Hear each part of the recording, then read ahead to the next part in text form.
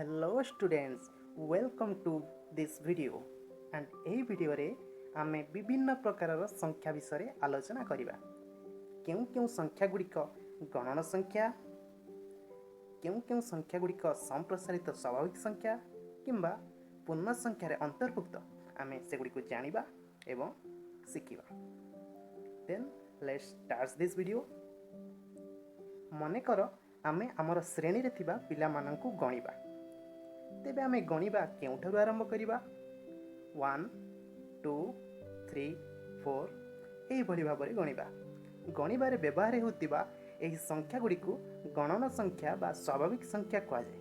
ଇଂରାଜୀରେ ଏହାକୁ natural number କୁହାଯାଏ ଏବଂ n ସିମ୍ବଲ ଦ୍ୱାରା ଏହି ସଂଖ୍ୟା ଗୁଡ଼ିକୁ ଦର୍ଶାଯାଇଥାଏ। ତେବେ ଗଣନ ସଂଖ୍ୟା ଗୁଡ଼ିକ ହେଲା 1 2 3 4 5 6 ଏହିଭଳି ଭାବରେ ଅସଂଖ୍ୟ ପର୍ଯ୍ୟନ୍ତ। ମନେକର ମୋ ପାଖରେ ଦୁଇଟି ଚକୋଲେଟ୍ ଥିଲା। ମୁଁ ଚକୋଲେଟ୍ ଦୁଇଟିକୁ 2 ଜଣ ପିଲାଙ୍କୁ ଦେଇଦେଲି। ତେବେ ମୋ ପାଖରେ ଆଉ କେତୋଟି ଚକୋଲେଟ୍ ରହିଲା? ମୋ ପାଖରେ ଆଉ ଚକୋଲେଟ୍ ରହିଲା ନାହିଁ। ଏହି ଚକୋଲେଟ୍ ନ ରହିବାକୁ ଦର୍ଶାଇବା ପାଇଁ ଶୂନ୍ୟର ଦରକାର ପଡ଼ିଲା। ପୂର୍ବରୁ ଥିବା ସ୍ୱାଭାବିକ ସଂଖ୍ୟା ସହ ଏଠାରେ ଶୂନ୍ୟକୁ ସାମିଲ କଲେ ଏହି ନୂତନ ସଂଖ୍ୟା ସମୂହକୁ ସମ୍ପ୍ରସାରିତ ସ୍ୱାଭାବିକ ସଂଖ୍ୟା କୁହାଗଲା। ଏହାକୁ ଇଂରାଜୀରେ ହୋଲ୍ ନମ୍ବର,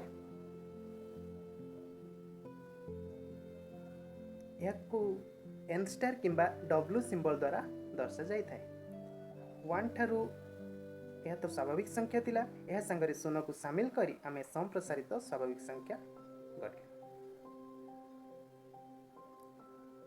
ତେବେ ସମ୍ପ୍ରସାରିତ ସ୍ୱାଭାବିକ ସଂଖ୍ୟା ଗୁଡ଼ିକ ହେଲା 0 1 2 3 4 5 ଏହିଭଳି ଭାବରେ ଅସଂଖ୍ୟ ପର୍ଯ୍ୟନ୍ତ। ପୂର୍ଣ୍ଣ ସଂଖ୍ୟାକୁ ଜାଣିବା ପୂର୍ବରୁ ଆମକୁ ଧନାତ୍ମକ ଏବଂ ଋଣାତ୍ମକ ପୂର୍ଣ୍ଣ ସଂଖ୍ୟା ବିଷୟରେ ଜାଣିବାକୁ ପଡ଼ିବ। ଯେଉଁ ସଂଖ୍ୟାର ପୂର୍ବରୁ ପ୍ଲସ୍ ଚିହ୍ନ କିମ୍ବା କୌଣସି ଚିହ୍ନ ନଥାଏ ସେଗୁଡ଼ିକୁ ଧନାତ୍ମକ ପୂର୍ଣ୍ଣ ସଂଖ୍ୟା କୁହାଯାଏ। ସମସ୍ତ ଗଣନ ସଂଖ୍ୟା ଗୁଡ଼ିକ ଧନାତ୍ମକ ପୂର୍ଣ୍ଣ ସଂଖ୍ୟା ଅଟନ୍ତି। ଇଂରାଜୀରେ ଏହାକୁ ପଜିଟିଭ୍ ଇଣ୍ଟିଜର କୁହାଯାଏ ଏବଂ ଏହାକୁ i ପ୍ଲସ୍ କିମ୍ବା z ପ୍ଲସ୍ ସିମ୍ବଲ ଦ୍ୱାରା ଦର୍ଶାଯାଇଥାଏ। ତେବେ ଧନାତ୍ମକ ପୂର୍ଣ୍ଣ ସଂଖ୍ୟା ଗୁଡ଼ିକ କିପରି ଲେଖିପାରିବା? 1 2 3 4 5 6 7 ଏଭଳି ଅସଂଖ୍ୟ ପର୍ଯ୍ୟନ୍ତ ଲେଖିପାରିବା କିମ୍ବା +1 +2 +3 +4 +5 +6 +7 ଏଭଳି ଅସଂଖ୍ୟ ପର୍ଯ୍ୟନ୍ତ ଲେଖିପାରିବା। ଆମେ ଜାଣିଛନ୍ତି ଯେ ଜଳ 0 ଡିଗ୍ରୀ ସେଲସିୟସ୍ ତାପମାତ୍ରାରେ ବରଫରେ ପରିଣତ ହୁଏ। ଯଦି ତାପମାତ୍ରା 0 ଡିଗ୍ରୀ ସେଲସିୟସ୍ରୁ କମିଯାଏ ଏହାକୁ କିପରି ଆମେ ଦର୍ଶାଇବା? ଏହାକୁ ଋଣାତ୍ମକ ସଂଖ୍ୟା ଦ୍ୱାରା ଦର୍ଶାଇ ପାରିବା। ଋଣାତ୍ମକ ସଂଖ୍ୟାରେ ମାଇନସ୍ ଚିହ୍ନ ରହିଥାଏ।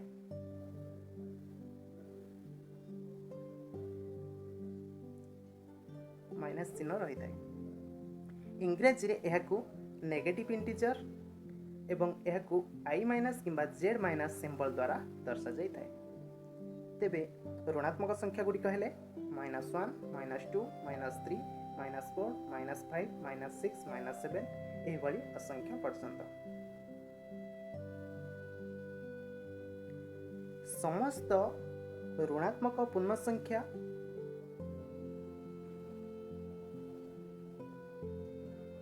ଶୂନ୍ୟ, ସମସ୍ତ ଋଣାତ୍ମକ ପୂର୍ଣ୍ଣ ସଂଖ୍ୟା ଶୂନ୍ୟ ଏବଂ ସମସ୍ତ ଧନାତ୍ମକ ପୂର୍ଣ୍ଣ ସଂଖ୍ୟା ସମୂହ ଭାବେ ପୂର୍ଣ୍ଣ ସଂଖ୍ୟା କୁହାଯାଏ। ଏହାକୁ ଇଂରାଜୀରେ ଇଣ୍ଟିଜର କୁହାଯାଏ ଏବଂ ଏହାକୁ i କିମ୍ବା z ସିମ୍ବଲ ଦ୍ୱାରା ଦର୍ଶାଯାଇପାରେ। ତେବେ ଆମେ ପୂର୍ଣ୍ଣ ସଂଖ୍ୟାକୁ କିପରି ଲେଖିପାରିବା? ଶୂନ୍ୟ ଏବଂ 1 2 3 4 5 6 ଏଭଳି ଅସଂଖ୍ୟ ପର୍ଯ୍ୟନ୍ତ ଲେଖିପାରିବା। -1 -2 -3 -4 -5 ଏପଟେ ମଧ୍ୟ ଆମେ ଅସଂଖ୍ୟ ପର୍ଯ୍ୟନ୍ତ ଋଣାତ୍ମକ ସଂଖ୍ୟାକୁ ଲେଖିପାରିବା। ଟୋଟାଲକୁ ଆମେ ପୂର୍ଣ୍ଣ ସଂଖ୍ୟା କହିଲେ କିମ୍ବା ଆମେ ଏପରି ମଧ୍ୟ ଲେଖିପାରିବା 0 +-1 +-2 +-3 +-4 +-5 +-6। ତ ପୂର୍ଣ୍ଣ ସଂଖ୍ୟା ଆମେ କ'ଣ ପାଇଲେ? ସମସ୍ତ ଧନାତ୍ମକ ପୂର୍ଣ୍ଣ ସଂଖ୍ୟା ଶୂନ୍ୟ ଏବଂ ଋଣାତ୍ମକ ପୂର୍ଣ୍ଣ ସଂଖ୍ୟା।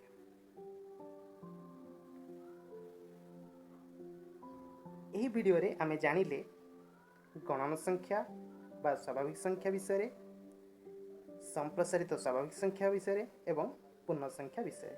ଆଶା କରୁଛି ଏହି ଭିଡ଼ିଓରୁ କିଛି ଶିଖିବାକୁ ମିଳିଥିବ। ଭିଡ଼ିଓଟିକୁ ସମ୍ପୂର୍ଣ୍ଣ ଦେଖିଥିବାରୁ ଧନ୍ୟବାଦ। ଗଡ୍ ବ୍ଲେସ୍ ୟୁ ଅଲ୍।